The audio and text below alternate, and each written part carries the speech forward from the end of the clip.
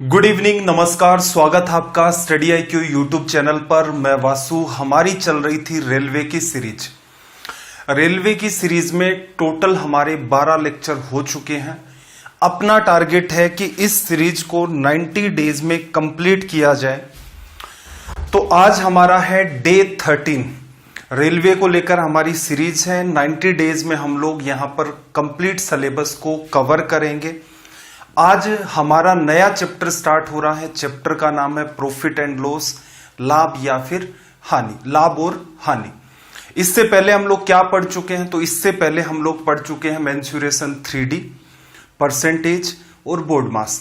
तो 3 चैप्टर अपने यहां पर कंप्लीट हो चुके हैं।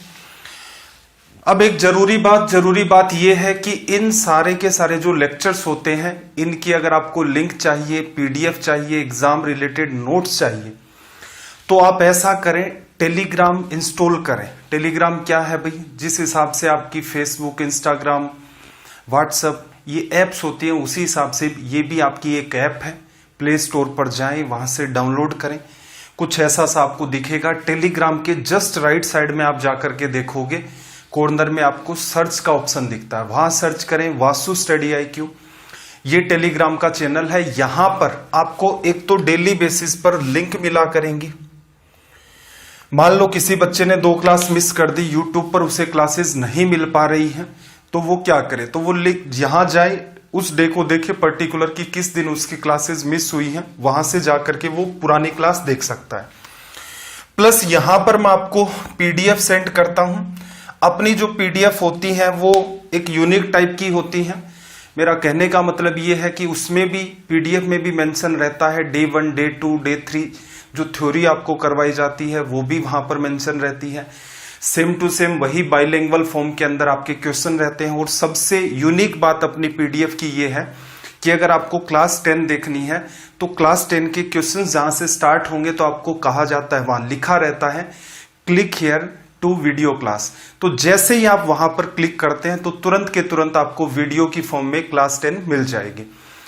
तो इसके लिए आप इसे ज्वाइन कर सकते हैं। एग्जाम रिलेटेड नोट्स भी आपको यहीं पर मिलेंगे। इसके नीचे आपका Vasu study IQ doubt group, ये आप ही के लिए है। यहां पर आप अपने हिसाब से डाउट पूछ सकते हैं। तो ये जो क्लासेज हैं ये अपनी कंप्लीटली फ्री है।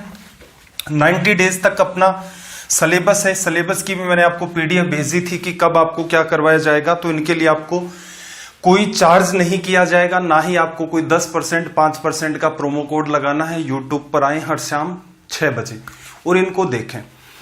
मेरा ये मानना है कि 90 डेज में आपको मैं जितना रेलवे पूछता है उससे कहीं ज्यादा कंटेंट डिलीवर कर दूंगा।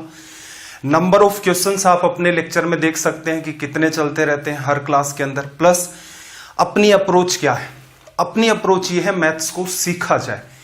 बच्चों में मैथ्स का खौफ क्यों है? खौफ इसलिए होता है कि हर चैप्टर में वो 20 ट्रिक याद करना चाहता है, उसे याद रहती नहीं है। फास्ट करने के चक्कर में वो कोई ना कोई ट्रिक पकड़ता है कि ट्रिक वाला मास्टर पकड़ते हैं। वो एक चैप्टर में 10-10, 20-20, 30-30 बड़े चैप्टर हैं, उनमें तो 40-40 ट्रिक लिखवा देता है। बच्चा उनको रटने का प्रयास करता है। अब उन ट्रिक के साथ समस्या ये है, ट्रिक नहीं है असल में, वो फॉर्मूले हैं कि उसका क्वेश्चन जब तक आपको नहीं ध्यान होगा तब तक आप उस बात को अप्लाई नहीं कर पाएंगे। तो इसलिए अपना स्पेशल फोकस ये रहता है कि हर चीज को अंडरस्टैंड किया जाए। हर बात के पीछे एक कॉन्सेप्ट होता है। अगर आप उस कॉन्सेप्ट को समझ लेते हैं, जैसे कि मैं एग्जांपल देता हूं आपको मेंसुरेशन 3D। आज तक क्या आपने कहीं भी ये देखा कि वॉल्यूम का भी कॉन्सेप्ट होता है? कि अगर आप उस कॉन्सेप्ट को सीख लेते हैं कि ऐसा ही क्यों लिखा जाता है, वॉल्यूम या आयतन, तो फिर वॉल्यूम से रिलेटेड हर फॉर्मूला आपका कवर हो जाता है। और ये मैंने आपको करके भी दिखाया है। तो चलिए भाई, आज का अपना सेशन स्टार्ट करते हैं। नोट्स बनाएं, उनको बार बार आप जितना हो सके उनको रिवाइज करने की कोशिश करें। यकीनन सिर्फ रेलवे ही नहीं, आपके अंदर जितना भी मैथ्स को लेकर खौफ है वो भी खत्म होगा। प्लस में आपका 100% रेलवे में सिलेक्शन भी होगा। अदर एग्जाम्स जैसे आपकी होती है स्टेट लेवल की, बिल्कुल उनको भी हम लोग कवर करते हुए चल रहे हैं। आज का चैप्टर है अपना profit and loss. Profit and loss के अंदर देखो कुछ गिनी चुनी टर्म्स हैं जो मैं बार बार काम में लूंगा। CP कॉस्ट प्राइस होती है, तो हम लोग जनरली क्या इसको CP बोल देते हैं, बार बार क्रय मूल्य नहीं बोल करके। तो इनकी जो टर्म्स है इनका थोड़ा सा आप ध्यान रखें, जो बच्चे प्योर हिंदी मीडियम के हैं स्पेशली वो। क्रय मूल्य क्या होता है भाई वस्तु का? एक तो सिंपल सी अंडरस्टैंडिंग है कि वस्तु को किस रेट में खरीदा गया, प्लस क्रय मूल्य के अंदर और भी चीजें कई बार ऐड हो जाती हैं। जैसे मान लो आपने एक एलसीडी खरीदा 20,000 रुपए में, उसको आप घर तक लाए और आपको मान लो 500 रुपए पे करने पड़े, तो इसका मतलब उस एलसीडी की जो कॉस्ट आपकी वो कितनी हो गई? 20,500 रुपए। क्लियर है? तो ये सारा का सारा जितना भी उसके ऊपर एक्स्ट्रा खर्चा किया जाएगा वो सारा का सारा कॉस्ट के अंदर कंसिडर किया जाता है। तो क्रय मूल्य या कॉस्ट प्राइस, ये बात आप समझ गए होंगे। जिस रेट पर आर्टिकल को बेचा जाता है तो वो आपका होता है विक्रय मूल्य या फिर सेलिंग प्राइस। क्रय मूल्य से ज्यादा पर बेचेगा, जायज सी बात है भाई, लाभ होगा। कम पर बेचेगा तो हानि होगी, ये भी कॉमन सेंस आपका। आर्टिकल के ऊपर कई बार क्या होता है, डिस्काउंट देना होता है, तो एक रेट लिखी रहती है मार्क प्राइस, जो एमआरपी आप कहते हैं, मैक्सिमम रिटेल प्राइस, या फिर यहां पर इस चैप्टर में जगह जगह शब्द काम में आएगा मार्क प्राइस, अंकित मूल्य। तो अंकित मूल्य पर क्या दी जाती है? छूट। क्वेश्चन आएंगे तो ये बात भी आपकी क्लियर हो जाएगी। नीचे 3 छोटे छोटे फॉर्मूले हैं कि परसेंटेज में अगर आप प्रॉफिट कंसीडर करना चाहें तो जायज सी बात है कि क्रय मूल्य या कॉस्ट प्राइस पर आपको परसेंटेज ये कैलकुलेट करना पड़ेगा। प्रॉफिट परसेंट क्या होगा भाई? लाभ रुपए में कितना हुआ बटा में क्रय मूल्य। कोई भी भिन्न है प्रतिशत में बदलना चाहते हैं, गुणा 100 कर दो, कन्वर्ट हो गया। लॉस परसेंट अगर काउंट करना चाहते हैं तो लॉस लिखो रुपए के अंदर, अपोन में क्रय मूल्य या कॉस्ट प्राइस, ये भी एक फ्रैक्शन या भिन्न बना, 100 से गुणा कर दो, लॉस परसेंट आ गया। डिस्काउंट किस पर दिया जाता है भाई? डिस्काउंट आपका दिया जाता है मार्क प्राइस या फिर अंकित मूल्य पर। डिस्काउंट रुपए में कितना है, आपका अंकित मूल्य या मार्क प्राइस कितनी है, नीचे लिखी गई, फ्रैक्शन बना, 100 से गुणा कर दिया, रिजल्ट आ गया। तो ये छोटी छोटी 2-3 बातें हैं, आई होप हर बच्चे को ये आती होंगी। तो अब अपना सेशन स्टार्ट करते हैं अपने पहले सवाल से। रीजन ये है कि देखो अनवांटेड आपका टाइम किल नहीं किया जाएगा। रीजन ये है अपने पास कोई 200 दिन नहीं है, अपने पास सिर्फ और सिर्फ 90 दिन है, उन्हीं के हिसाब से प्लान किया है। तो एकदम बेसिक बातें हैं तो उनकी पहले ही मैं स्लाइड करके तैयार रख लेता हूं कि बच्चे को ये समझा देंगे, उसका टाइम किल नहीं होगा। सवाल नंबर 201, 200 सवाल इससे पहले अपने हो चुके हैं।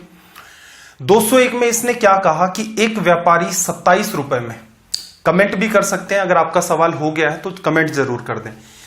एक व्यापारी 27 रुपए में एक वस्तु खरीदता है और विक्रय मूल्य के 10% लाभ पर बेचता है, तो वस्तु का विक्रय मूल्य ज्ञात करें। कुछ बच्चे सोच रहे होंगे कि 27 रुपए में इसने खरीदा है, 10% का लाभ 1/10 कर दोगे तो यहां से 2.7 एडिशन होकर के 29.7 बनेगा। ये बात कंप्लीट गलत हो जाएगी।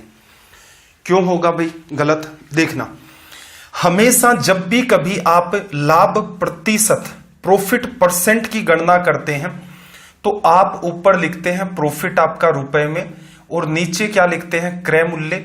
और अगर इसे प्रतिशत में बदलने की नीड है तो गुणा करेंगे आप किससे? 100 से लिखा जाता है। यहां देखो इसने क्या कहा, विक्रय मूल्य के 10% लाभ पर बेचता है, तो इस बार इसने गणना किस पर कर ली है? विक्रय मूल्य पर। तो इसका मतलब इसने क्या लिखा होगा भाई? प्रॉफिट रुपए में ऊपर लिखा होगा, नीचे क्या लिखा होगा? विक्रय मूल्य। ये सही काम है, किया ऐसे जाता है, लेकिन वही है मिस्टेक कोई कैसे भी कर सकता है। तो विक्रय मूल्य के 10% लाभ पर बेच देता है, तो इसका मतलब इसने विक्रय मूल्य नीचे रखा होगा, ऊपर लाभ लिखा होगा। जैसे ही उसने इसे 100 से गुणा किया होगा तो ये किस में बदल गया भाई? 10% लिखा जा सकता है। इसी बात को अगर मैं थोड़ा सा सिंप्लीफाई करके एग्जाम के हिसाब से आपको रिलेट करवाना चाहूं तो आप मुझे एक बात बताओ, 10% का मतलब क्या होता है भाई? 1/10। लाभ ऊपर लिखा जाएगा तो ये प्रॉफिट को, नीचे लिखना क्या चाहिए होता है? लिखना कॉस्ट प्राइस चाहिए होता है, लेकिन सवाल में इसने क्या लिख रखा है? Selling price. तो इसका मतलब नीचे जो वैल्यू है वो क्या है? इसकी सेलिंग प्राइस। किसी वस्तु को 10 रुपए में बेचा जाता है तो 1 रुपए का लाभ होता है। तो आप मुझे एक बात बताओ, यही तो पैटर्न है अपना कि क्रय मूल्य, उसमें लाभ लिया, जोड़ दो क्रय मूल्य में, तो क्या आ जाएगा हमारा? विक्रय मूल्य। तो इसका मतलब यहां से ये हुआ 10 रुपए में इसने बेचा, 1 का लाभ हुआ, खरीदा कितने में? 9 में। 9 किसको बता रहा भाई? 9 बता रहा 27 को, 3 गुणा, इसका भी 3 गुणा कर देंगे तो रिजल्ट कितना आ जाएगा? 30। क्या आप इस सवाल को माइंड में कर सकते थे? सबसे जरूरी बात देखो यहां पर, इस सवाल की लैंग्वेज इंपॉर्टेंट है। एग्जामिनर बिल्कुल ऐसा गेम आपके साथ कर सकता है कि बच्चा सोचेगा 27 का 10%, ये बड़ा नकली सवाल हाथ लगा। 29.7 पहला ही ऑप्शन सेट कर रखा है कि कब आप आए, कब सवाल को पढ़ें और तुरंत की तुरंत डील कर दे जाए। क्या ध्यान रखना है आपको? विक्रय मूल्य, सेलिंग प्राइस पर, सेलिंग प्राइस का 10% उसने कैलकुलेट किया है। 10% 1/10 होता है। 10 रुपए विक्रय मूल्य, 1 का लाभ। 10 में बेचा, 1 का लाभ हुआ, 9 में खरीदा। 9 किसको बताता भाई? 27 रुपए को। 10 किसको बताएगा? 30 रुपए को। तो मेरे हिसाब से आप इस सवाल को माइंड में डील कर सकते हैं। विशेष ध्यान क्या रखना है, जब सवाल का स्तर एकदम ही नकली हो जाए तो थोड़ा सा देखें सवाल को ठीक से पढ़ के, क्या कहीं उसने गेम तो नहीं खेला आपके साथ। 202 पर आ जाओ।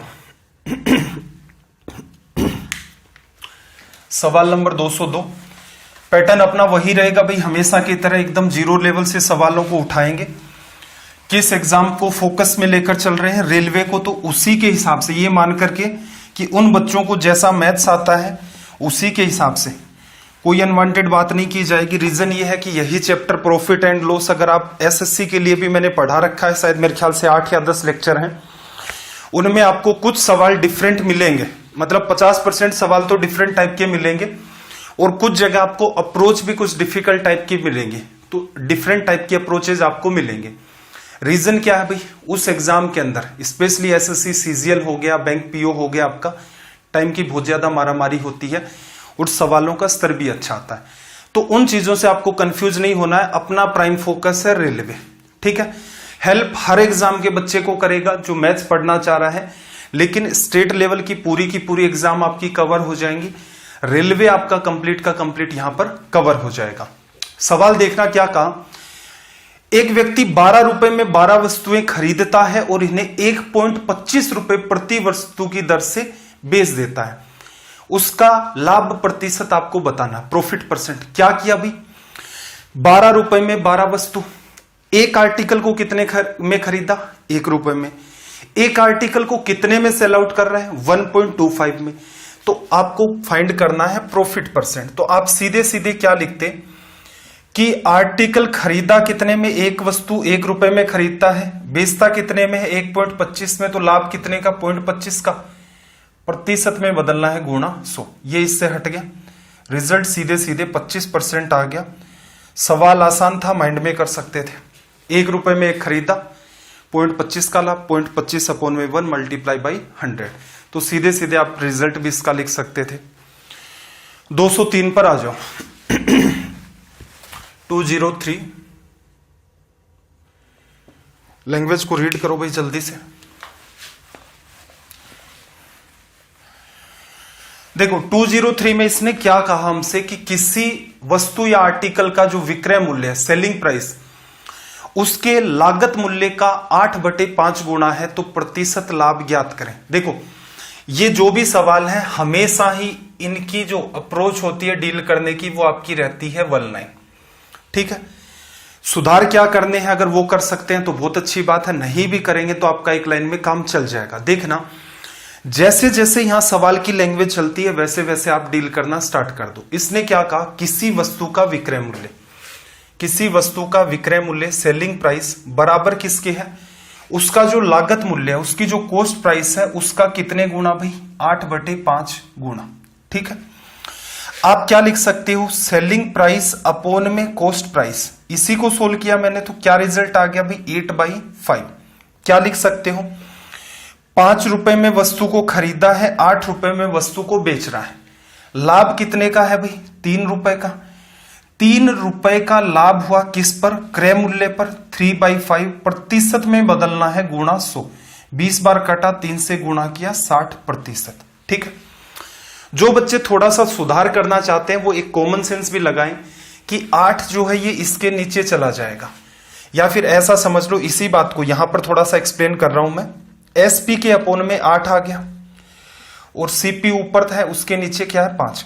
तो चाहे रेशियो को आप इस फॉर्म में लिख लें, चाहे रेशियो को आप इस फॉर्म में लिख लें, ये स्टैंडर्ड फॉर्मेट ऑफ रेशियो होता है। जब रेशियो चैप्टर हम लोग पढ़ेंगे तो इस बात को डिटेल में डिस्कस करेंगे कि ये लिखने के जो तरीके होते हैं ये क्यों तो वैलिड होते हैं, इनके पीछे का क्या रीजन होता है। तो यहां से आप बात अंडरस्टैंड करना, जैसे एसपी के नीचे 8 है तो वो एसपी की वैल्यू, सीपी के नीचे 5 है तो वो सीपी की वैल्यू। अगर आप थोड़ा सा सुधार करना चाहते हैं तो एक बात समझें, इक्वेशन लिख लो, कोई तनाव नहीं है, सवाल होने को माइंड में भी हो जाता है, वो भी कोई समस्या नहीं है। देखना, क्रय मूल्य के नीचे क्या मेंटेन रहेगा, 5। इसका मतलब 5 रुपए क्रय मूल्य, विक्रय मूल्य के नीचे 8, 5 की चीज 8 में चलेगी, 3 का लाभ, 3/5 कितना होता है भाई आपका 60%। तो सीधे सीधे आपका रिजल्ट आ गया। तो रेलवे के भी जो बच्चे हैं उनको मैं ये कहना चाहूंगा कि वो थोड़ा सा और इंप्रूवमेंट करने की कोशिश करें, जिससे बाई चांस मान लो कोई सवाल 5-7 सवाल मान लो आपको टिपिकल फेंक दिए, तो उससे फायदा क्या होगा, आपका टाइम बचेगा। अप्रोच में आपको हमेशा ही ऐसे डिस्कस करवाता हूं जिससे कि आपके दिमाग में मैच जाए। ऐसा नहीं है कि वो ट्रिक ध्यान है तो कर लोगे, नहीं ध्यान है तो सवाल की हवाई नहीं लग रही, उसको छोड़ना ही पड़ेगा या फिर तुक्का मारना पड़ेगा। तो छोटे छोटे ये इंप्रूवमेंट है, साथ साथ करने का प्रयास करेंगे। आप भी नोट्स के अंदर इन चीजों को मेंशन करने की कोशिश किया करें। ग्रुप पर मेरे ख्याल से कई सारे बच्चों ने नोट्स भेजे थे, तो ठीक लग रहा है, चलो मेहनत कर रहे हैं आप लोग। चलिए भाई 204 की बात कर देते हैं। क्या कहा, किसी वस्तु को उसके अंकित मूल्य मार्क प्राइस के 2/3 मूल्य पर बेचा जाता है तो 10% की हानि होती है। उस वस्तु को अंकित मूल्य पर बेचने से कितने प्रतिशत का लाभ होता। यहां से हम लोग एक इंपॉर्टेंट बात देखेंगे। देखो, क्रय मूल्य पर लाभ या हानि होता है। लाभ होगा तो मूल्य बढ़ जाएगा, हानि होगी तो मूल्य घट जाएगा। तो आप ये कह सकते हैं कि आप क्रय मूल्य से विक्रय मूल्य पर जा सकते हैं। कैसे भाई, बात को अंडरस्टैंड करना। मैं कहूं कि 10% का लाभ हुआ तो आप सीधे कहेंगे भी क्रय मूल्य अपने आप में 100%, 10% का लाभ तो क्रय मूल्य का जो 110% निकालेंगे आप, वो क्या होगा आपका विक्रय मूल्य, लिखा जा सकता है। ऐसे ही एक जो वैल्यू आपकी लिखी रहती है मार्क प्राइस, अंकित मूल्य। अंकित मूल्य पर जैसे ही आप छूट देंगे कीमत गिरेगी। अंकित मूल्य से भी आप सीधे सीधे किस पर आ सकते हैं, विक्रय मूल्य पर। कॉस्ट प्राइस से भी आप सेलिंग प्राइस पर जा सकते हैं, मार्क प्राइस से भी आप सेलिंग प्राइस पर जा सकते हैं। तो इसका मतलब ये जो बीच का पार्ट है, आपको ये जो बीच का पार्ट दिख रहा है, ये मीडिएटर की भूमिका में है और इसका अच्छा खासा रोल है कि जो बच्चा मैथ्स में जैसे इस चैप्टर को समझना चाह रहा है तो कई जगह मैं आपको दिखाऊंगा। डिस्काउंट भी हम लोग पढ़ेंगे। हाँ, एक बात और ध्यान में आई, कुछ बच्चे कह रहे थे कि सर डिस्काउंट चैप्टर नहीं है। देखो भाई ऐसा है, डिस्काउंट चैप्टर आपको इसी में कंप्लीट करवाया जाएगा। कुछ बच्चे कह रहे थे कि सर स्पीड टाइम डिस्टेंस का चैप्टर और जो ट्रेन वाला है वो वाले चैप्टर वो तो आपने मेंशन ही नहीं कर रखे। तो उस पीडीएफ में आप नीचे की तरफ देखोगे तो नीचे लिखा हुआ है एसटीडी, तो मेरे ख्याल से इसके 5 या 6 लेक्चर चलेंगे आपके। तो आपका पहला तो सवाल ये होना चाहिए था उस पीडीएफ को देख करके कि सर ये वाला मेरे ख्याल से 20 या 22वें नंबर पर होगा। देख लेना, पीडीएफ आपको दे रखी है कब कौन सा चैप्टर चलेगा। एसटीडी का मतलब या तो आप मुझसे पूछते कि एसटीडी क्या है, मोबाइल का जमाना आ गया, एसटीडी तो बंद हो गई है। तो यहां पर इसका मतलब है स्पीड टाइम डिस्टेंस। तो इसका मतलब ऐसा नहीं है कि उस चैप्टर को कंप्लीट गायब कर दिया है। ऐसे ही पार्टनरशिप है, तो पार्टनरशिप को भी हम लोग प्रयास करेंगे या तो टाइम एंड वर्क के साथ डील कर ले जाए या फिर रेशियो के साथ हम लोग डील कर ले जाए। तो चैप्टर आपका कोई भी नहीं छोड़ा जाएगा। हो सकता है उस आपको जो पीडीएफ दे रखी है उसको आप अंडरस्टैंड नहीं कर पा रहे। तो फिर से देखना जरा, मैं आपको ये कह रहा हूं कि एक लाइन का ये पैटर्न जब क्रिएट होता है तो हमेशा 3 चीजें हैं, cost price, selling price, mark price. क्रय मूल्य से विक्रय मूल्य में सीधे आ सकते हो, अंकित मूल्य से भी विक्रय मूल्य में सीधे आप आ सकते हो। इसका मतलब इसके थ्रू आप इसमें भी जा सकते हो और इसके थ्रू इसमें भी जा सकते हो। यही सवाल में देखना, किसी वस्तु को उसके अंकित मूल्य के 2/3 पर बेचा जाता है तो 10% की हानि। क्रय मूल्य को क्या मान लिया भाई मैंने, सीपी। कॉस्ट प्राइस हमेशा ही 100%, 10% का इस पर लॉस हो गया तो कितने पर बेचेगा, कॉस्ट प्राइस का 90%। 90% क्या होता है भाई, 9/10। क्रय मूल्य का 9/10 क्या निकल के आया, विक्रय मूल्य निकल के आया। अंकित मूल्य मैंने मान लिया एमपी मार्क प्राइस, लिखा जा सकता है। क्या कहा इसने, वस्तु को उसके अंकित मूल्य के 2/3। मार्क प्राइस का अगर आप 2/3 कर देंगे तो क्या निकल के आएगा आपका सेलिंग प्राइस। दोनों ही केसेस में सेलिंग प्राइस आता है, इक्वल रख दो। इससे आपको फायदा क्या होगा, क्रय मूल्य और अंकित मूल्य का अनुपात मिलेगा। आगे सवाल भी इसी पर ही बनाता है कि उस वस्तु को अंकित मूल्य पर बेचने से कितने प्रतिशत का लाभ होगा। तो रेशियो निकाल लो भाई, सीपी अपॉन में एमपी में लिख देता हूं। तो देखना, सीपी 10 गुणा में 2 ऊपर चला गया 20, एमपी नीचे आ गया 9 गुणा में 3 आपका 27। क्या लिख सकते हो भाई, 20 रुपए की वस्तु को 27 में बेचा जा सकता है। कब, जब उसे आप मार्क प्राइस से अंकित मूल्य पर बेचें। लाभ कितने का भाई, 7 का। किस पर, 20 पर। प्रतिशत में बदलना है, गुणा 100। 20 5 बार कटा, 7 गुणा 5 35 लिखा जा सकता है। एक लाइन अगर आप हटाना चाहें तो हटा सकते हैं, कौन से वाली, इतना पार्ट आपने लिखा। आपको सिखाया क्या है, जिसके नीचे जो वैल्यू होगी वो उसी की होगी। तो यहां से देखो सारा कुछ गायब करना पड़ेगा। सीपी के नीचे 10 गुणा 2 20, एमपी के नीचे 27। 20 रुपए क्रय मूल्य आ गया, 27 में बेचा, 7 का लाभ हो गया। तो सीधे सीधे आप यहां से इक्वेशन लिखते और ऐसे डील कर सकते थे। तो ये आपकी हो सकती थी एग्जाम अप्रोच ऐसे सवालों को डील करने की। क्वेश्चन नंबर 205, लैंग्वेज को रीड करो भाई, और अटेम्प्ट कर सकते हो तो बहुत अच्छी बात है। इस बात को विशेष ध्यान रखोगे, इस बात का इंपॉर्टेंट है ये। अटेम्प्ट करके बताओ जरा इसका रिजल्ट आया क्या। देखना जरा इसने क्या कहा। एक व्यक्ति एक वस्तु को 75 रुपीज में बेचता है, जिसमें उसे लागत मूल्य के बराबर रुपयों में प्रतिशत लाभ होता है। तो उस वस्तु का लागत मूल्य ज्ञात करें। इन सवालों को सोल्व करने का एक तरीका तो आपका होता है बाई ऑप्शन। पहले तो सवाल समझ में आए। असल में सवाल क्या है, आपकी जो वस्तु है उसकी लागत मान लो x रुपए है, ठीक है। लागत मूल्य के बराबर, लागत मूल्य रुपए में आपने ली x है, के बराबर प्रतिशत लाभ होगा। तो आप क्या कह सकते हैं, ये आपका क्रय मूल्य है। लाभ कितना भाई, लाभ इस केस के अंदर चलेगा जितना आपकी लागत है x, इसी को आप किस में लिखोगे, प्रतिशत में। इस सवाल में इंपॉर्टेंट बात है बस इसकी लैंग्वेज। x रुपए में खरीदा और x रुपए पर x प्रतिशत आपको लाभ होगा, ये क्या है, लाभ। क्रय मूल्य का x प्रतिशत आप निकालोगे लाभ, और ये वाली बात क्या बनेगी, 75 रुपए बननी चाहिए। अगर आप इसे सोल्व करें, थोड़ा सा और दिमाग लगाओ, जैसे अगर आप इसे सोल्व करें तो ये बात बन गई x गुणा x स्क्वायर बटा में 100 बराबर 75 लिखा जा सकता है। समस्या ये है, अगर आप इक्वेशन बना करके सोल्व करेंगे तो सीधे सीधे आपको दिख रहा है ये एक द्विघात समीकरण बन चुकी है, ये आपकी क्वाड्रेटिक इक्वेशन बन चुकी है।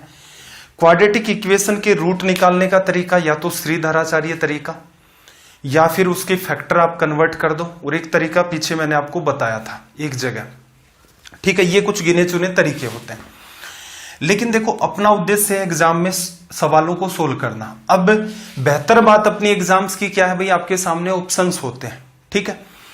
तो बेटर क्या रहेगा, सवाल अंडरस्टैंड आप इसी तरीके से करेंगे कि x रुपए क्रय मूल्य मान लिया तो उसका उतने ही % आप निकालोगे, 75 आना चाहिए। सवाल सोल्व करने का तरीका बाई ऑप्शन, और बाई ऑप्शन में भी ध्यान रखना कहां जाते हो आप, इजी टू हार्ड। एक बात तो ये ध्यान रखनी होती है। दूसरी बात ये है कि मैक्सिमम आपको 3 ऑप्शन ही सोल्व करने होते हैं। रीजन, 4 ऑप्शन दे रखे हैं, कोई एक करेक्ट होगा, 3 आपने चेक किए, तीनों ही करेक्ट नहीं आए तो इसका मतलब चौथा तो करेक्ट होगा, ठीक है। अब यहां पर आर्ग्यूमेंट की कोई नीड नहीं है। कोई बच्चा कहेगा सर इस सवाल को मैं पहले 37.5 लेकर के सोल्व कर सकता हूं, करूं क्या, या करना चाहता हूं। आपका मन करे बिल्कुल आप 37.50 लेकर के सोल्व करो, कोई समस्या नहीं है। कोई ये कहे कि सर मैं तो श्योर होना चाहता हूं, वहां पर 4 ऑप्शन चेक करके 3 में नहीं आए तो चौथे को भी चेक करूंगा, बिल्कुल मेरा काम समझाना है। आप इस बात से समझ जाते हैं तो अच्छी बात है, नहीं समझ पाते तो आपको 4 ऑप्शन चेक करने हैं, ठीक है। चलो मुद्दे की बात करते हैं। हमने यहां क्या सीखा, कुछ सवाल हर चैप्टर में आपको एक या दो पैटर्न ऐसे मिलेंगे, जैसे यहां पर आपको एक पैटर्न ऐसा मिला जिसमें आपको बाई ऑप्शन जाना पड़ेगा। लेकिन एक बात आपको लिखनी ही पड़ेगी, x अगर आपने क्रय मूल्य माना है तो इस x का x% निकालोगे 75 आना चाहिए। सबसे इजी ऑप्शन कौन सा है, पहले तो बी को ट्राई कर लेते हैं। क्रय मूल्य 40 का 40% निकालोगे, 40 गुणा 40 बटा में 100 लिखा जाएगा, 2 जीरो कट गए तो ये कितना आ गया 16। क्या ये 75 बना, नहीं बना, तो ऑप्शन गलत। फिर इजी ऑप्शन कौन सा अपना सी, 50 का 50%, 25 बन गया 75। ये लो ऑप्शन सी आपका क्या हो गया, करेक्ट रिजल्ट। ठीक है, अगर ये भी नहीं आता तो फिर कौन से को चेक करते, डी को चेक करते। भाई डी भी नहीं आता तो फिर टिक मार देते कि ऑप्शन ए अपना करेक्ट है। बशर्ते इस बात का ध्यान रखें कि मैथ्स के अंदर आप कैलकुलेशन मिस्टेक बहुत ज्यादा नहीं करते हैं, और ऐसे केसेस के अंदर तो विशेष तौर से आप इस चीज का ध्यान रखेंगे। चलिए भाई, आई होप जो मैं कहना चाह रहा था आपको वो बात समझ आ गई होगी। 206 के अंदर सबसे पहले आप लैंग्वेज को रीड करें, और स्ट्रीम को मैंने एक दो बार ऑब्जर्व किया है, कई बच्चे हैं वो झगड़ा करते रहते हैं एक दूसरे के साथ। मुझे तो ये नहीं समझ में आता भाई, आपको सिर्फ चैट में झगड़ा करके क्या आनंद आता है। तो टाइम ना किल करें, टाइम बहुत ही प्रीशियस है। चलिए भाई, लैंग्वेज की बात करते हैं। तो क्या कहा, एक व्यक्ति 10 रुपए प्रति कप की दर से 100 कप खरीदता है। एक कप की कीमत आपकी 10 रुपीज है। रास्ते में 20 क्या हो गए, टूट गए। उसके बचे हुए कपों को क्या करता है, 11 रुपए प्रति कप की दर से बेच देता है। उसकी प्रतिशत हानि आपको निकालनी है। ठीक है भाई, लॉस परसेंट निकालना है। तो क्रय मूल्य अगर आपको पता हो और अगर आपको विक्रय मूल्य पता हो, दोनों का अनुपात निकाल लो। अनुपात के हिसाब से आप तुरंत के तुरंत इसका लॉस परसेंट बता सकते हैं। क्रय मूल्य क्या है भाई, 100 कप थे, 10 रुपए के हिसाब से खरीदे तो कितने रुपए लगे इसके लगे 1000 रुपए। रेशियो 80 इसके पास अब बचे हुए हैं, क्योंकि 20 तो ये रास्ते में ही तोड़ लाया था। 80 बचे, एक को कितने में बेच रहा है भाई, एक को बेच रहा है 11 रुपए में। 80 को 11 से करोगे 880। प्रतिशत सीपी 100 बन रहा है तो बेहतर रहेगा, सीधे 100 ही बनाओ।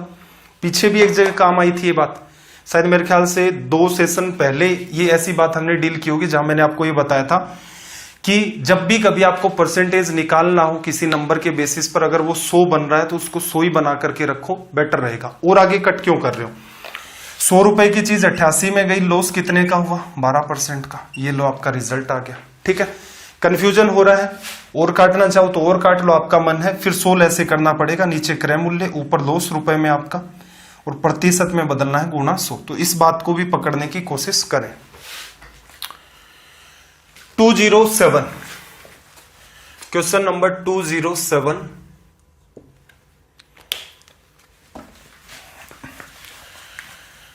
देखना जरा क्या कहा। इसने इस सवाल में कहा कि वस्तु के विक्रय मूल्य को 2 गुणा करने पर आरंभ की प्रतिशत हानि के बराबर लाभ होता है, तो वस्तु की प्रतिशत हानि ज्ञात करें। सवाल के भाई स्टार लगा लेना। इंपॉर्टेंट बात ये कह रहा है कि वस्तु के विक्रय मूल्य को दुगुना अगर आप कर देंगे तो आरंभ में जितने प्रतिशत की हानि होती है उसके बराबर आपको लाभ होगा। पहले तो मुझे एक बात बताओ, 100 रुपए में अगर आपने किसी वस्तु को खरीदा, ठीक है, बात समझनी जरूरी है, सवाल की लैंग्वेज इंपॉर्टेंट है। 100 रुपए में आपने खरीदा, आप इसे अगर 15% हानि पर बेचते हैं तो कितने में बेचोगे इसे, 85 में।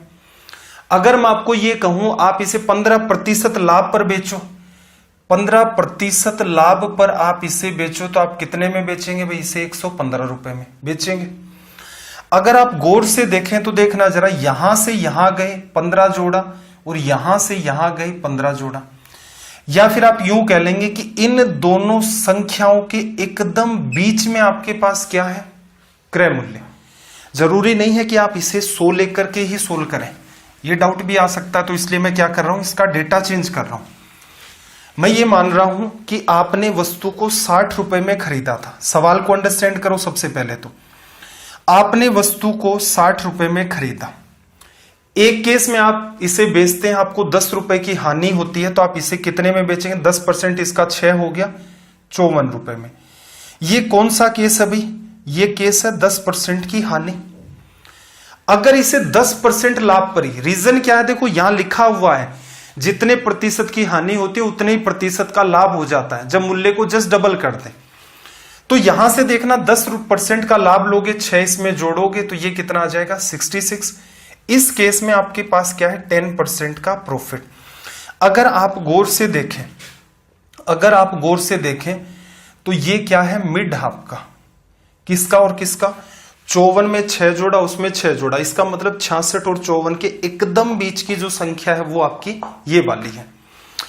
अगर मैं इसे नाम दूं सेलिंग प्राइस फर्स्ट, पहला विक्रय मूल्य, और इसे नाम दे सेलिंग प्राइस 2, दूसरा विक्रय मूल्य, तो इसकी अगर बात करें तो ये जो आपका मिड पॉइंट है, आपका क्रय मूल्य क्या है? आप कह सकते हैं सेलिंग प्राइस 1 और सेलिंग प्राइस 2 का एकदम मिड।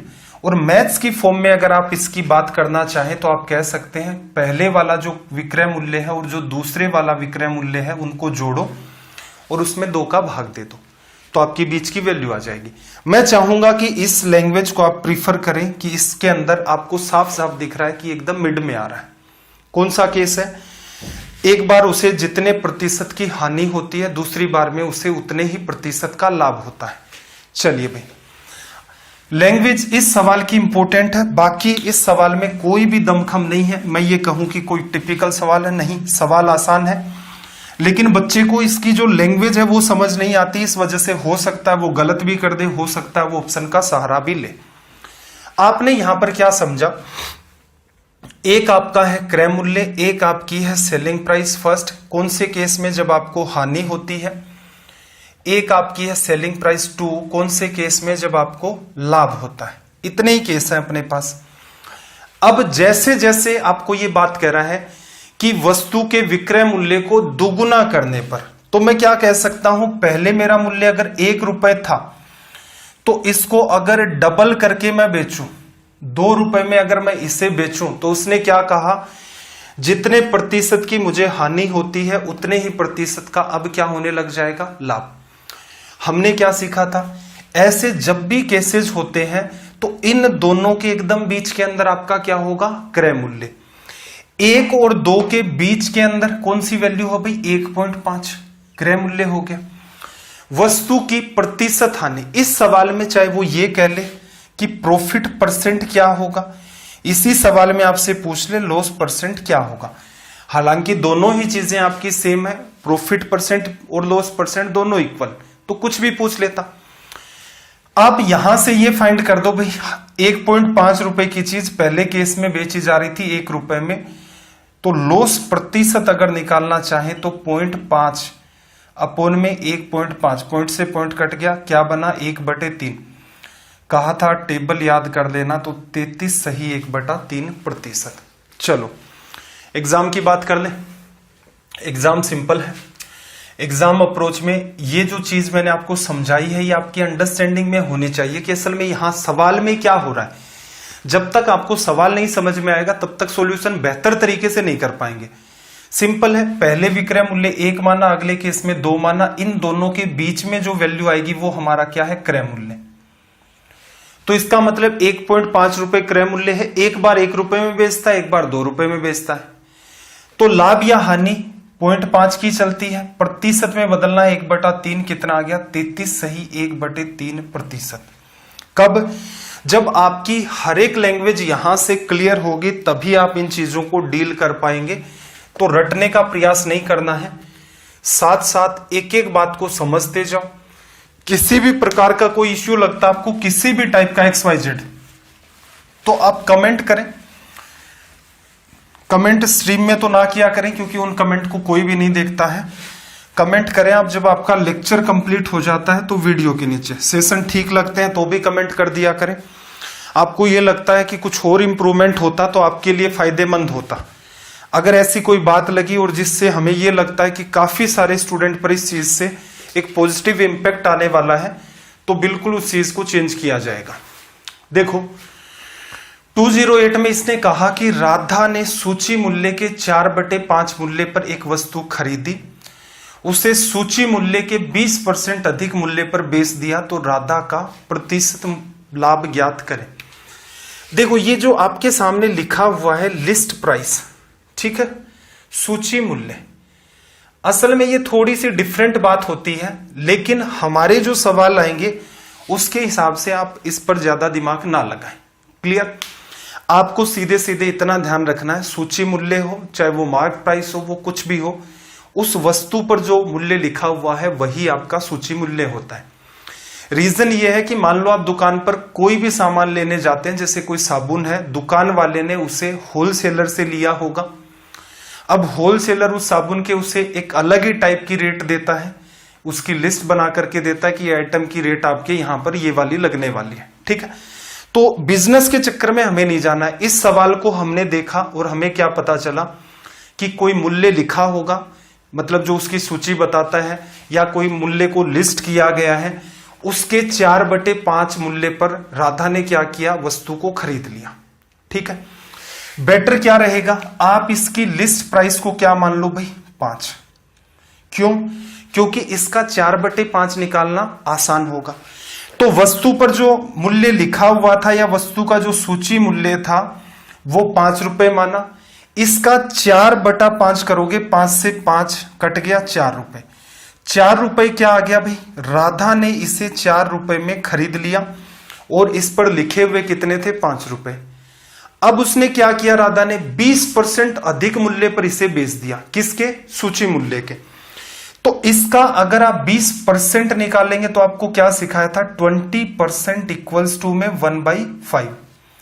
1/5 करेंगे, 5 का 1 आएगा, इसका मतलब राधा इसे कितने में बेचेगी, 6 में। राधा का लाभ कितना है भाई, राधा का लाभ साफ साफ दिख रहा है, 2 रुपए का है, किस पर, 4 पर। 2/4 क्या होता है, 1/2। प्रतिशत में बदलना चाहते हो, गुणा कर दो 100 से, रिजल्ट आ जाएगा 50%। या फिर परसेंटेज में आपको ये कहा था मैंने, टेबल ध्यान रख लेना, जिससे सवाल आसान हो जाते हैं। माइंड में हो सकता था क्या, बिल्कुल, सवाल आसान है, डेटा आसान है। 5 रुपए आपने मान लिया, उस पर मूल्य लिखा हुआ है, 4/5 करोगे, राधा उसे 4 में खरीदेगी।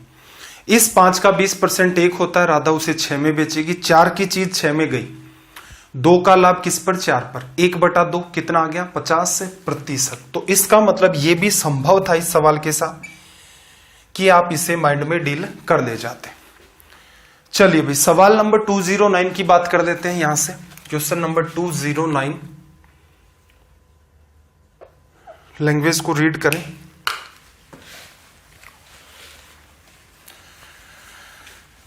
अटेम्प्ट कर सकते हैं तो बहुत अच्छी बात है। और एसएससी वाले जो बच्चे देख रहे हैं भाई, तो वो एटलीस्ट कम से कम ये जो सवाल है, कुछ सवाल तो देखो इसमें ऐसे होंगे, स्टार्टिंग के अंदर जो भी सवाल रहते हैं वो बेसिक है। वो बेसिक सवाल ऐसे हैं कि वो कोई भी लेवल की एग्जाम हो, कैट वगैरह को आप स्किप कर सकते हैं, स्पेशली कैट को स्किप कर दो। उसके बाद अपनी स्टेट लेवल की एसएससी की, बैंक के, उसमें कभी ना कभी पूछे गए सवाल होते हैं।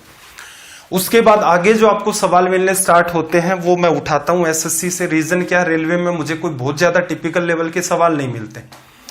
अब सेम टू सेम उसी डिट्टो पैटर्न पर काम करेंगे तो आप भी टॉर्चर होंगे, सर एक चीज समझ आ गई है, उसी पैटर्न पर आप 4-5 सवाल वैसे ही करवा देते हो। तो सेशन के अंदर अगर आप इतना कुछ करना ही चाहते हैं तो बेहतर है थोड़ा लेवल बढ़ा लें। तो इसलिए मैं हेल्प लेता हूं, सीजीएल के जो सवाल होते हैं स्पेशली उनको उठा के आपके सामने रखा जाता है। 209 में इसने क्या कहा, किसी वस्तु के 15% लाभ पर विक्रय मूल्य, 10% लाभ पर विक्रय मूल्य का अंतर 10 रुपए है तो वस्तु का लागत मूल्य ज्ञात करें।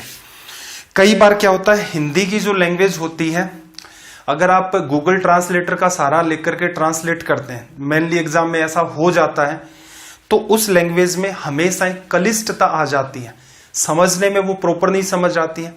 तो अगर आपकी इंग्लिश थोड़ी सी भी ठीक ठाक है, आपको ये लग रहा है डाउट इस टाइप का कि ये कोई गड़बड़ है, इसमें सवाल नहीं समझ में आया, इंग्लिश को प्रीफर कर लें। इंग्लिश में बात आसान है। The difference between the selling price of an article at profit of 15% at a profit of 10%, कि आर्टिकल की जो सेलिंग प्राइस है, विक्रय मूल्य है, उनका अंतर कब, जब एक बार 10% लाभ पर, एक बार जब 15% लाभ पर बेचा जाता है, कितना, 10 रुपए। या फिर सवाल को हिंदी में 2 बार या 3 बार पढ़ेंगे तो समझ आ जाएगा, किसी वस्तु के 15% लाभ पर जो विक्रय मूल्य है और 10% लाभ पर जो विक्रय मूल्य है उन दोनों का अंतर 10 रुपए है। वस्तु का लागत मूल्य ज्ञात करें। पहले तो अंडरस्टैंड कर लो, सवाल इतना सा है, माइंड में किया जा सकता है। 5% की वैल्यू 10 हो गई, 20 से गुणा कर दो, 200 रुपए रिजल्ट आ जाएगा। ठीक है, माइंड में किया जा सकता है। तो इसके लिए क्या करना होगा, थोड़ा सा अंडरस्टैंड करो। कॉस्ट प्राइस अगर आपको परसेंटेज में लेनी होती है तो आप लेते हैं 100%। एक बार इसे 15% लाभ पर बेचा, इसका मतलब कितने में बेचेगा भाई, 115 में। इसे 100 ही मान लेते हैं, डील करना आसान होगा। 100 रुपए की चीज 115 में। दूसरे केस में 10% लाभ लेगा तो 100 रुपए की चीज कितने में बेचेगा भाई, 110 रुपए में। ये आपका पहला मान लेते हैं विक्रय मूल्य, सेलिंग प्राइस 1, ये आपका सेलिंग प्राइस 2। इन दोनों का अगर आप अंतर देखते हैं तो अंतर कितने का दिखा भाई आपको, 5 का। 5 का जो अंतर है वो किसको बताता है, 10 रुपए को आपने क्या किया, जस्ट रेशियो की जो वैल्यू है आपकी उसको 2 से गुणा कर दो, आपको एग्जैक्ट वैल्यू मिलेगी। कॉस्ट प्राइस आपका क्या है, 100 का भी जस्ट डबल कर दोगे तो क्या आ जाएगा, 200। ठीक है, अगर ऐसा ही सवाल आपके सामने एग्जाम में आएगा तो आप क्या प्रीफर करेंगे, सवाल को माइंड में डील करना। बात अंडरस्टैंड करना कैसे, 100 में खरीदा, एक बार 115 में बेचता है, एक बार 110 में बेचता है। तो एक बार विक्रय मूल्य 115, एक बार 110, दोनों का अंतर 5 दिख रहा है। यह अंतर असल में 10 रुपए के बराबर है। तो ये 5 अंतर रुपए में अगर बताना चाह रहे हैं आप तो जस्ट डबल करते हो, 10 रुपए आता है। क्रय मूल्य आपका कितना, 100, जस्ट डबल कर दो, 200 आ गया। तो ये सवाल आपको माइंड में करने हैं अगर डेटा आपके पास आसान है इस टाइप का। चलो भाई 210, सवाल नंबर 210 की बात कर लेते हैं हम लोग। यहां से लैंग्वेज को रीड करें सबसे पहले तो।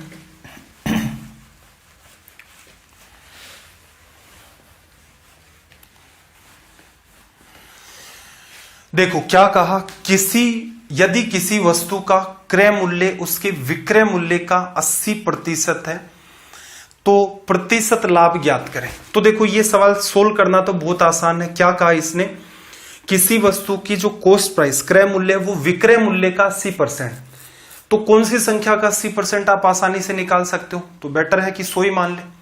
तो इसका मतलब विक्रय मूल्य अगर 100 है उसका 80% क्रय मूल्य आपका कितना हो गया, 80 हो गया। 80 रुपए में खरीदा, 100 में बेचा, 20 का लाभ, 20 का लाभ 80 पर 1/4 25%। ठीक है भाई, तो इसका मतलब इस सवाल का स्तर तो इतना सही है कि आप इसे माइंड में कर सकते हैं। फिर भी मान लो किसी बच्चे के इस टाइप का इश्यू आ रहा है तो बात को अंडरस्टैंड करना। वस्तु का जो क्रय मूल्य है, क्रय मूल्य CP बराबर किसके है भाई, जो विक्रय मूल्य है उसका 80%। 80% को मैं लिख देता हूं 4/5, लिखा जा सकता है। अब देखना जरा, ये वाली बात 4 इसके नीचे आ जाएगी तो इसको मैं सीधे सीधे हटाकर इसके नीचे लिख देता हूं 4। वस्तु को 4 रुपए में खरीदा, 5 में बेचा, साफ साफ दिख रहा है 1 का लाभ हुआ किस पर, 4 पर। 1/4 कितना भाई, 25%। और माइंड में इस सवाल को डील करना और भी आसान है। चलिए भाई सवाल नंबर 211 की बात करें, लैंग्वेज को रीड करें।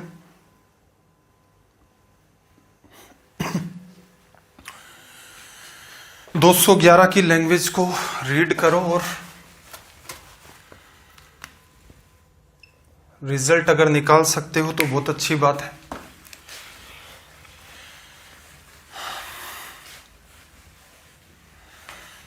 देखना जरा, थोड़ा सा इंग्लिश वाला है जो इस बार ब्लू से ब्लैक के अंदर आ गया है। असल में देखो इंग्लिश में क्या है, the ratio of the cost price and selling price of an article is 20:21, what is the gain percentage. ठीक है, जनरली आपको इंग्लिश लैंग्वेज का कंप्लीट सवाल ब्लू में मिलता है, हिंदी का कंप्लीट सवाल ब्लैक में मिलता है, और जो ऑप्शंस होते हैं आपको जनरली रेड में मिलते हैं। ठीक है, तो ये सवाल थोड़ा सा एक लाइन नीचे खिसक गई थी, बात समझ आ गई। चलो सवाल पढ़ लेते हैं। एक वस्तु के लागत मूल्य और विक्रय मूल्य का अनुपात कितना है, 20:21। क्या समझे, 20 रुपए में खरीदा, 21 रुपए में बेचा, कितने का लाभ, 1 का। किस पर भाई, 1 का लाभ क्रय मूल्य पर, और किसी भी भिन्न को प्रतिशत में बदलना है, गुणा 100, 5 बार कट गया, 5 आपका क्या हो गया यहां से रिजल्ट। तो ये सवाल वर्बली किया जा सकता है।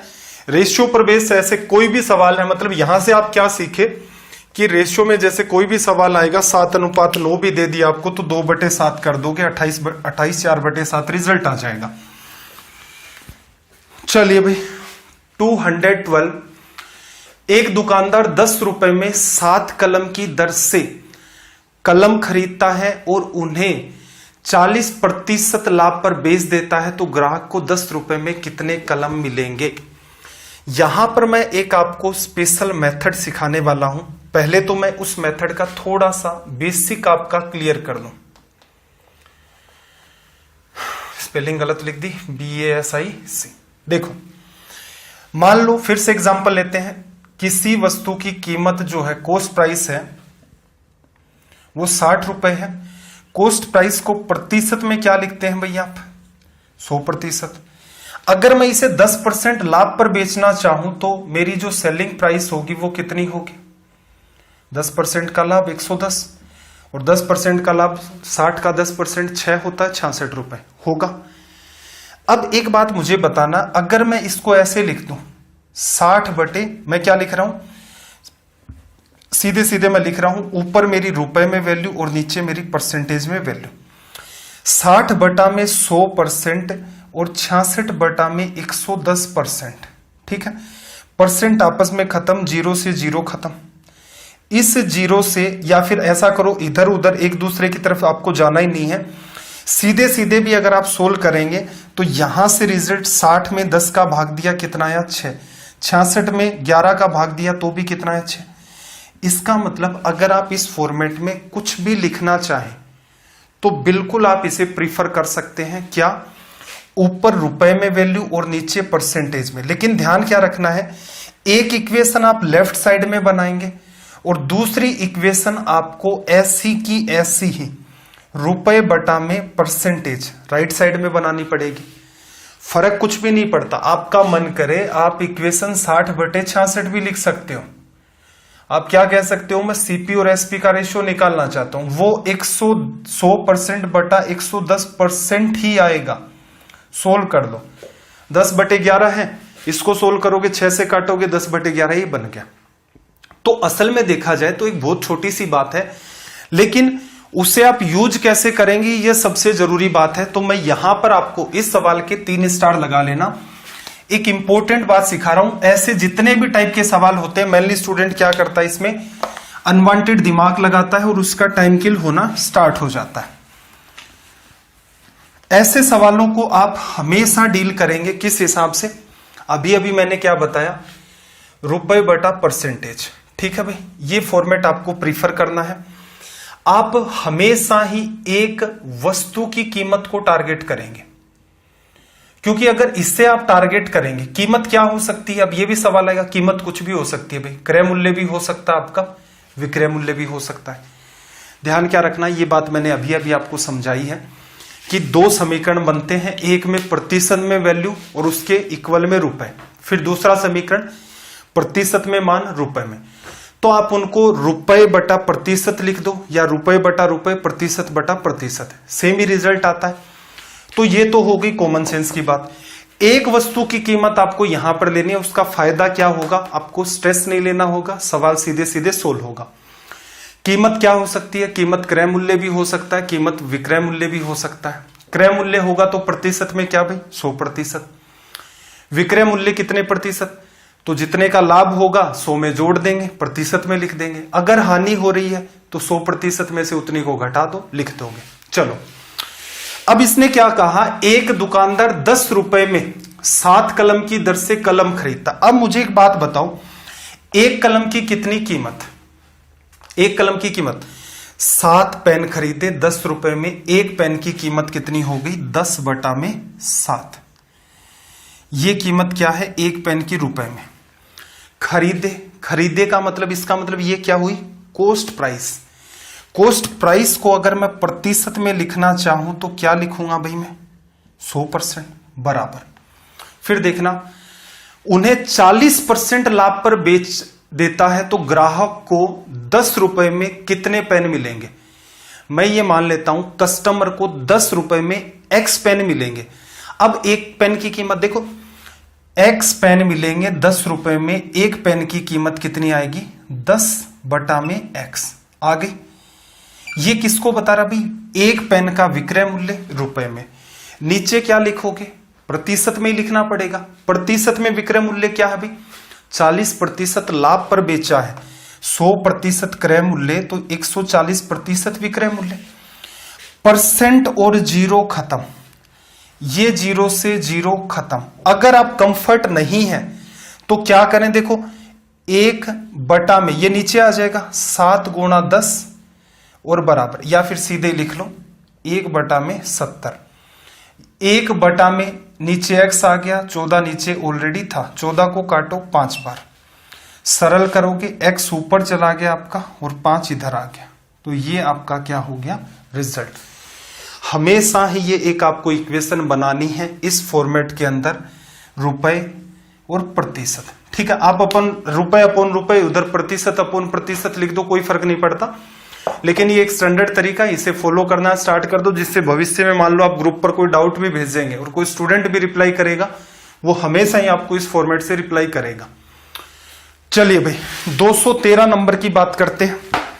आई होप जहां जहां मैं आपको ये कहता हूं स्टार लगा लिया करो, वहां वहां आप स्टार लगा लिया करें सवालों में। 213 सवाल नंबर 213।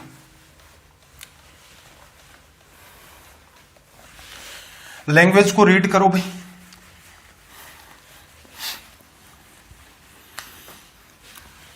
टू 213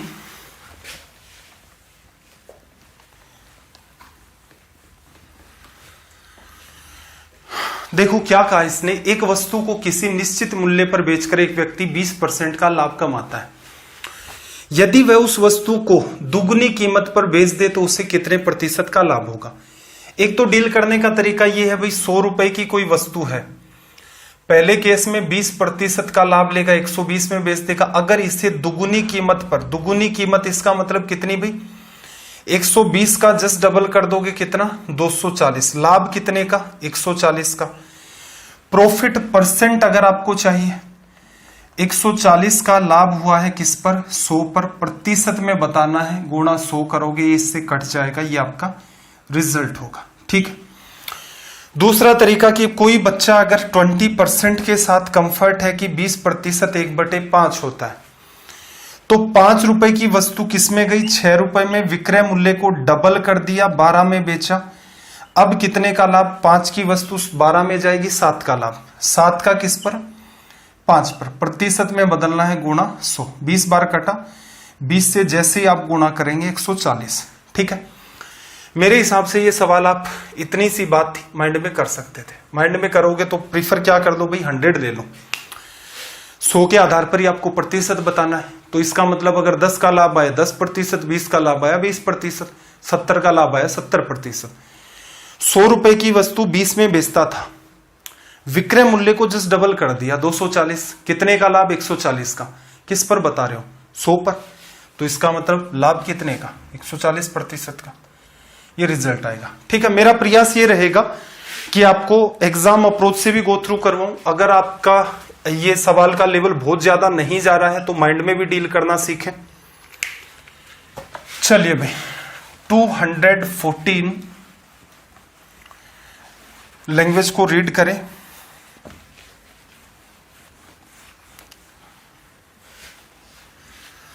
देखना 214 में इसने क्या कहा? यदि हानि 20% हो तो विक्रय मूल्य को किस भिन्न से, किस फ्रैक्शन से मल्टीप्लाई किया जाए कि क्रय मूल्य प्राप्त हो जाए। अब एक बात बताओ मुझे, हानि 20% है तो क्रय मूल्य का कितने प्रतिशत लिखोगे कि विक्रय मूल्य है? 100% क्रय मूल्य है, विक्रय मूल्य क्या होगा? 20% की हानि, तो क्रय मूल्य का 80% कितना होता है? 4%, 4/5। कॉस्ट प्राइस का 4/5 लिखोगे तो क्या आएगा? Selling price. आपसे क्या पूछ रहा है कि विक्रय मूल्य को किस भिन्न से गुणा करें कि क्रय मूल्य मिले? क्रय मूल्य चाहिए बराबर, इसको उधर भेज दो, सेलिंग प्राइस किससे गुणा किया भाई? 5/4 से। या सीधा भी कॉमन सेंस लगा सकते थे, इधर क्रय मूल्य ही रखना है तो क्या करें? इसको उधर भेज दे 5/4। तो ये सीधे सीधे आपका रिजल्ट बन जाता। सवाल ये भी आपका आसान है, एक तरीके से मान सकते हैं आप। 215 की बात कर देते हैं, सवाल नंबर 215।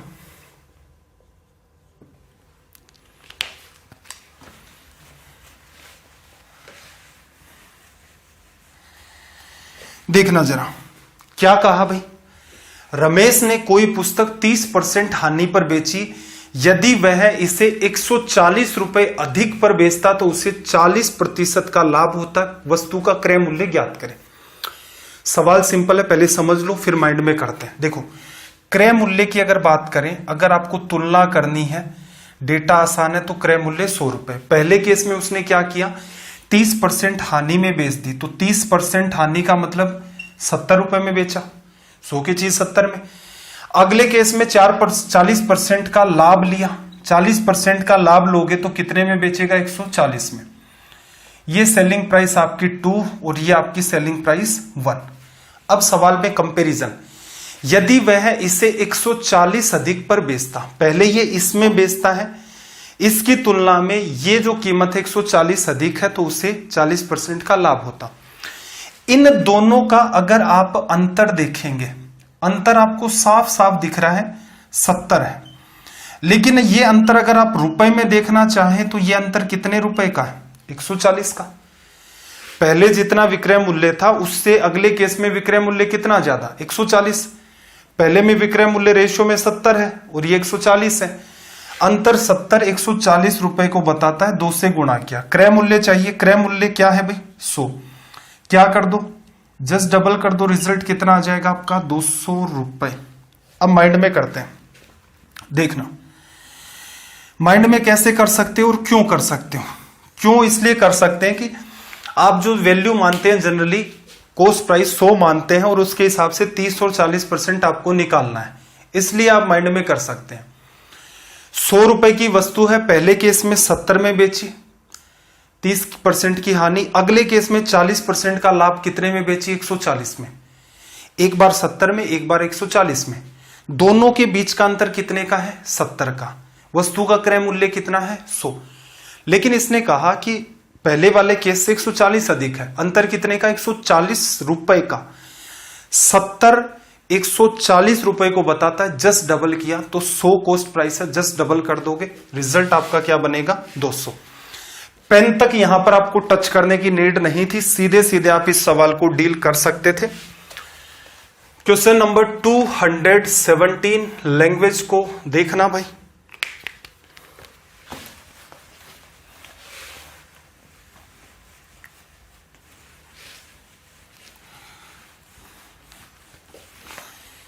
लैंग्वेज को देखना, क्या कहा इसने, किसी वस्तु को 355 रुपए में बेचा जाता है तो 29% की हानि होती है, 29% की हानि होती है। 21% लाभ प्राप्त करने के लिए वस्तु को कितने रुपए में बेचा जाएगा। पहले तो थोड़ा सा इस बात को समझ लेते हैं। वस्तु का असल में देखा जाए तो क्रय मूल्य कितना मानते हैं हम लोग, 100। 29% का लॉस हुआ है, 29% का लॉस हुआ है। लेस कर दोगे, अगर 30 लेस करते 70 आता, एक कम लेस करना था, कितने में बेचेगा, 71 में। ठीक है, 355 में बेचा तो उसने क्या कहा, 71 उसकी कीमत आई है, 29% का लॉस हो गया। 21% लाभ प्राप्त करना है तो 100 की चीज कितने में बेचोगे भाई, 121 रुपए में बेचोगे। अब ये जो कीमत है ये किसको बताती है, 355 रुपए को, और इसकी कीमत भी आपको रुपए में बतानी है। अब मेरे हिसाब से चलना, इस सवाल को एग्जाम में कैसे डील किया जा सकता था। देखो, आपको पता है अगर आप क्रय मूल्य 100 मानेंगे, उसका 29% भी आसान है और उसका 21% भी आसान है। 29 का लॉस हुआ, इसका मतलब वस्तु को कितने में बेचा, 71 में। लेकिन असल में वो क्या कह रहा है, वस्तु को 355 रुपए में बेचा गया, तो इसका मतलब रेशियो का 71, कीमत वैसे देखोगे तो किसको बता रहा है, 355 रुपए को। एक की कीमत कितनी होगी, अपोन में 71। और आपको चाहिए क्या, आपको 121 की वैल्यू चाहिए, एक की वैल्यू निकाल दी, गुणा में 121, कितनी बार कटा, 5 बार, 12 5 60 और ये 5 605, ये रिजल्ट हो गया। कुछ भी नहीं करना था, यहां से यहां जा रहे हो, कितने गुना पर बैठा है, 5 गुना पर, इसका भी 5 गुना कर दो तो कितना आ जाएगा, 605। ठीक है, प्रीफर इस तरीके को कर लेते हैं, इसमें कोई बुराई नहीं है। रीजन क्या है, 71 355 को रिप्रेजेंट करता है, 70 को 5 से गुणा करते हो 350, एक बार और करोगे 355। 71 आपका बताता है 355 को जस्ट 5 टाइम्स किया है, 121 का भी 5 टाइम्स कर दो, रिजल्ट आ जाएगा 605। तो अगर थोड़ा सा एक्स्ट्रा दिमाग लगाते हो, थोड़ा इतना सोच पाते हो, तो संभव था कि इस सवाल को माइंड में कर लिया जाए।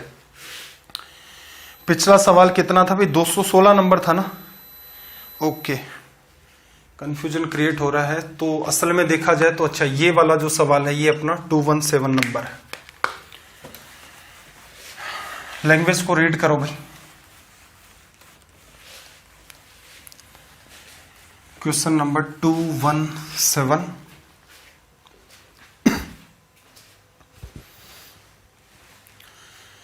(217) में इसने आपसे क्या कहा, किसी वस्तु पर लाभ 120% है, यदि क्रय मूल्य 10% से बढ़ जाता है, विक्रय मूल्य सेलिंग प्राइस वही रहे, तो नया लाभ मार्जिन या लाभ प्रतिशत क्या होगा। अंडरस्टैंड करना, 100 रुपए क्रय मूल्य मान ले, कोई बुराई नहीं है, 120% का लाभ, 100 के आधार पर 120% 120 होगा, 120 का लाभ, इसका मतलब वस्तु को 120 आप इसमें ऐड कर देंगे तो कितने में बेचेंगे, 220 में लिखा जा सकता है।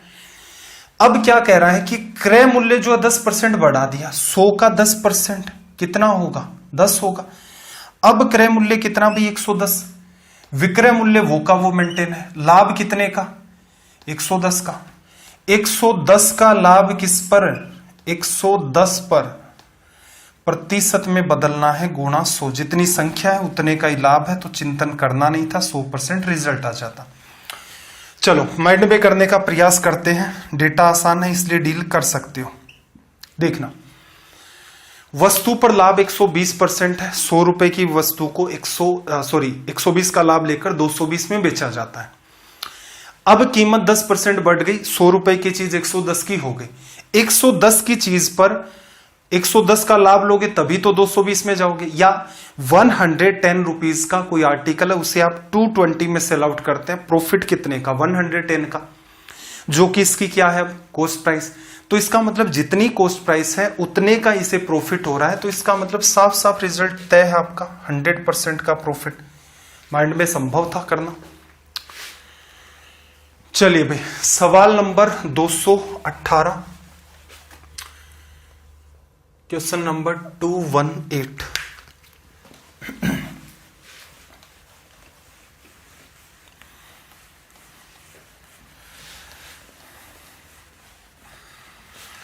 देखना जरा, ये क्या कहा, यदि बिक्री का मूल्य 3 गुना कर दिया जाए, लागत मूल्य को दुगुना कर दिया जाए, तो लाभ 65% हो जाएगा। मौजूदा लाभ प्रतिशत में क्या है, कि आज की डेट में प्रॉफिट परसेंट क्या है। एक बात आप खुद से सोच करके देखें कि प्रॉफिट परसेंट कब निकलता है, जब आपको यह पता है क्रय मूल्य इतना, विक्रय मूल्य इतना। या मैं ये भी कह सकता हूं कि अगर मुझे कॉस्ट प्राइस और सेलिंग प्राइस का रेशियो मिल जाए तो भी मेरा काम चल सकता है। क्लियर। तो आप क्या कहोगे कि क्रय मूल्य जो है आपका वो कितना है, सीपी, ठीक है, और जो आपका विक्रय मूल्य है वो आपका क्या है, एसपी, सेलिंग प्राइस। आज की बात कर रहे हैं। अब इसने क्या कहा, यदि बिक्री का मूल्य 3 गुना कर दिया जाए, अगर मैं सेलिंग प्राइस को 3 टाइम्स कर दूं, लागत मूल्य को अगर मैं डबल कर दूं, लागत मूल्य को डबल कर दूं, अब मेरी कॉस्ट प्राइस कंडीशन के हिसाब से ये है, सेलिंग प्राइस ये है, लाभ कितने का होगा भाई, 65% का। तो इसका मतलब ये जितनी भी कीमत है ये तो 100% हो गई। आज की डेट में कॉस्ट प्राइस है, आज की डेट में सेलिंग प्राइस है, प्रॉफिट 65% का है, तो मैं यहां लिख सकता हूं इसको कि ये 165% को बताता है। 100% ये खुद 65 का लाभ। तो यहां से आप लिख सकते हैं ये 165 डिवाइड बाई 100, क्रय मूल्य पर लाभ लेकर बेचा, विक्रय मूल्य है, और ये पूरा का पूरा विक्रय मूल्य है। सीपी और एसपी क्या है, कंफ्यूजन नहीं होना चाहिए। सीपी क्या है, पहला क्रय मूल्य जो माना था। एसपी क्या है, जो पहले वाला विक्रय मूल्य था वो। फिर हमने इनको डबल ट्रिपल किया, उसके हिसाब से इक्वेशन बनी। सोल्व करते हैं भाई। सीपी अपॉन एसपी की अगर मैं बात करूं, 2 से काटोगे इसे आप 50 बार, 6 5 11 12, 3 से कट जाएगा ये 5 बार और ये 5 बार। तो यहां से देखना जरा, फिर 5 से काटोगे 11 बार, ये 10 बार। ये 10 नीचे है, उधर जाएगा, 10 ऊपर चला जाएगा, ये 11 आपका नीचे आ जाएगा। शुरुआत में हमने क्या माना था, शुरुआत में हमने यही माना था कि क्रय मूल्य क्या और विक्रय मूल्य क्या। तो क्रय मूल्य ये माना था, विक्रय मूल्य ये। तो 10 रुपए की चीज को 11 रुपए में बेचते थे आप स्टार्टिंग में। प्रॉफिट कितने का, 1 का 10 पर कितना हो गया अभी, 10% लिखा जा सकता है। तो इनसे कोई घबराने की नीड नहीं है। असल में मैंने शुरुआत में भी आपको ये बात कही थी कि ये जो वन लाइन इक्वेशन बनती है बड़ी कारगर होती है, आप रेशियो के चक्कर में ना पड़े। हालांकि हम लोग रेशियो को यूज जरूर करते हैं, हालांकि हम लोग क्या करते हैं, रेशियो को थोड़ा बहुत यूज करते हैं, लेकिन तरीका ऐसा है जहां से आपकी अंडरस्टैंडिंग डेवलप होनी स्टार्ट हो जाए। चलिए भाई, सवाल नंबर 219, सवाल नंबर 219 की बात कर लेते हैं।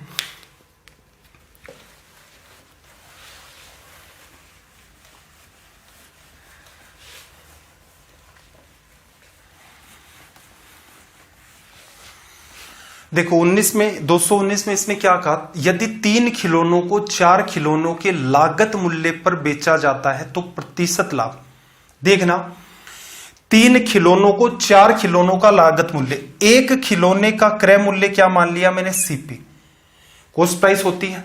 आपका मन करे एक्स मान लो, लेकिन वही है कि सीपी एसपी में लेकर चलेंगे, कंफ्यूजन नहीं होगा, सीधे सीधे डील कर देंगे। एक खिलौने की खरीदने की कीमत आपकी सीपी, कॉस्ट प्राइस मानी। 4 खिलौनों को खरीदोगे कितने रुपए लगेंगे, 4 गुणा सीपी। तो देखना, 4 खिलौनों के लागत मूल्य पर बेचा जाता है किसे, 3 खिलौनों को। एक खिलौने का मैं विक्रय मूल्य मान लेता हूं एसपी। तो एक बात बताओ मुझे, 3 खिलौने किस रेट पर बेचेगा। एक खिलौने की बेचने की कीमत एसपी मैंने मान ली, मैंने वाई नहीं माना, मैंने सीधे एसपी लिखा। 3 बेचेगा, गुणा 3 कर दो, 3 को बेचने से इतना पैसा। अब ये दोनों चीजें देखना जरा, इसने क्या कहा, 3 खिलौनों को 4 खिलौनों के लागत मूल्य पर बेचा जाता है, दोनों कीमत बराबर। सीपी अपॉन एसपी लिखोगे तो देखना, सीपी की ये कीमत आती है, एसपी की ये आती है। और ऐसे लिखना चाहो तो सीपी अपॉन एसपी 3/4, ये 4 इधर, एसपी इधर। 3 की वस्तु 4 में बेची, 1 का लाभ, 1 का लाभ 3 पर। रिजल्ट क्या आ गया भाई, 33 1/3%। कुछ खास सोचना ही नहीं था, सीधे सीधे रिजल्ट आ गया। ठीक है, चाहो तो माइंड में कर सकते हो। क्या कहा, 4 का सीपी बराबर 3 का एसपी। तो यहां से सीपी के सामने दूसरी साइड जो बात है वो सीपी को रिप्रेजेंट करती है, एसपी के सामने जो वैल्यू होती है वो एसपी को रिप्रेजेंट करती है। पास वाली नहीं, क्योंकि सोल्व करते हैं रिजल्ट आता है। हालांकि आपके एग्जाम में आपको नीड नहीं होगी, लेकिन फिर भी समझ आता है तो अच्छी बात है। सीपी 3 एसपी 4, 1 का लाभ 3 पर, 33 1/3 आपका यहां से हो गया रिजल्ट। चलिए भाई, आज के सेशन का एक सवाल तो और देख लेते हैं। सवाल नंबर 220, क्वेश्चन नंबर 220। लैंग्वेज को रीड करो। देखो, इसने यहां पर आपसे क्या कहा, एक व्यापारी एक वस्तु को 105 रुपए में बेचता है तो उसे क्या हुआ, 9% की हानि। 100% ये लोगे तो 91 आपका क्या हो जाएगा, सेलिंग प्राइस। अगर उसे 30% का लाभ कमाना है तो वस्तु को किस कीमत पर बेचे। तो देखो, यहां से अगर आप देखेंगे तो 91 किसको रिप्रेजेंट करता है भाई, 105 को, और 30% का लाभ, सीपी 100 होगी, 30 का लाभ किस पर बेचा, 130 पर। इसकी कीमत आपको चाहिए। ठीक है, देखो, अगर इन सवालों में आप कंपेयर नहीं कर पा रहे होते हैं तो मैं आपको समाधान बताता हूं। इजी वे क्या रहेगा, पहले केस में 100 रुपए की चीज 91 में बेचेगा। 91 105 रुपए को बताता है। एक की कीमत अगर आप लिखेंगे तो 105/91 आ गई। 105/91 आपको चाहिए किसकी कीमत, आपको चाहिए 130 की कीमत। 13 से काटा 7 बार, 7 से काटा 15 बार, 15 और एक इधर आपका 0, रिजल्ट कितना 150। ये तरीका भी मैं बच्चे को बताता हूं बहुत बार। रीजन ये है कि हमेशा बच्चा यहां से संभावनाएं क्रिएट नहीं कर पाता है कि कैसे कैसे डील किया। हाँ, हो सकता था इन दोनों का रेशियो बना लेता, 7 से काटता तो 13 बार, 7 से काटता तो यहां पर 15 बार। अब इसको सीधे सीधे 10 गुणा कर दिया है तो इसको भी सीधे सीधे 10 गुणा कर देता तो 150 यहां से रिजल्ट बन जाता। कहीं समस्या आ रही है? बिल्कुल बेसिक सी बात है, एक ही लाइन में असल में देखा जाए तो ये इस सवाल की एग्जाम अप्रोच आप मान सकते हैं। तो चलिए भाई, ये आपका हुआ, यहां पर आपका सेशन डे 13 है अपना, ये कंप्लीट हो गया। सुंदर सुंदर नोट्स बनाएं। रिवीजन का आपको टाइम मिलता है तो बिल्कुल उनको रिवाइज भी करें, प्लस में प्रैक्टिस भी करते रहें। शारदा वाली जो बुक मैंने आपको बताई थी, मेरे हिसाब से रेलवे और स्टेट लेवल की हर एग्जाम को वो बुक कवर करती है। टाइप वाइज उन्होंने डिवीजन कर रखा है चैप्टर्स का, तो उस हिसाब से भी कोई इश्यू नहीं आएगा। कितना लेवल बढ़ाना है, क्या बढ़ाना है, वो तनाव आप मत लो, मेरे ऊपर छोड़ दो, क्योंकि हम लोगों ने यहां तक पहुंचते पहुंचते 13 दिन हुए हैं। 220 या 21 सवाल, अपनी 220 सवाल हो चुके हैं, जिसमें हमने थ्योरी भी डिस्कस किया। तो 1 से सवा घंटे का अपना ये सेशन रहता है। 90 दिन का आप मुझे टाइम दे दें। आपको कभी भी, अगर आप रेलवे की एग्जाम की तैयारी कर रहे हैं, मेरे हिसाब से इतना सटीक कंटेंट मैं आपको करवा दूंगा कि आपका काम दौड़ जाएगा और आपका कोई सिंगल सवाल भी ऐसा नहीं होगा जो गलत हो जाए। कोई समस्या आती है किसी भी टाइप की तो बिल्कुल आप कमेंट करके बताएंगे सर ये वाला इश्यू आ रहा है, समझने में प्रॉब्लम आ रही है। ठीक है, ये ना कहीं उसके अंदर की सर एसएससी की सीरीज क्यों नहीं चल रही है, रेलवे की क्यों चला रहे हो, बैंक पीओ की क्यों नहीं चला रहे हो। तो देखो, स्टडी आईक्यू ने डिसाइड किया है कि 90 डेज के अंदर, स्टडी आईक्यू तब भी आपके साथ था जब ये आंदोलन चल रहा था ट्विटर के ऊपर, बहुत से लोगों ने आपका साथ नहीं दिया। तो कम से कम स्टडी आईक्यू ने दिन रात करके, अगर आप ट्वीट पर हैंडल जाकर के देखोगे यहां स्टडी आईक्यू के एजुकेटर्स का, तो आपको मिलेगा एक एक एजुकेटर ने दिन में 50-50, 60-60 ट्वीट भी किए हैं, प्लस इस पर वीडियो भी बनाए थे। तो स्टडी आईक्यू ने डिसाइड किया कि ये जो रेलवे की एग्जाम है, ये नंबर ऑफ स्टूडेंट बहुत ज्यादा है, तो इसको हम लोग फोकस कर रहे हैं। तो बेहतर ये रहेगा, डे बाय डे आप नोट्स बनाएं। पीडीएफ आपको वासु स्टडी आईक्यू का जो स्टार्टिंग में मैंने बताया था टेलीग्राम चैनल, उस पर आपको मिल जाएंगे। सेशन कैसे लगते हैं एटलीस्ट कमेंट जरूर किया करें। तो आपका दिन रात सब मंगलमय हो। चलिए फिर मिलते हैं अगली क्लास में। जय हिंद, जय भारत।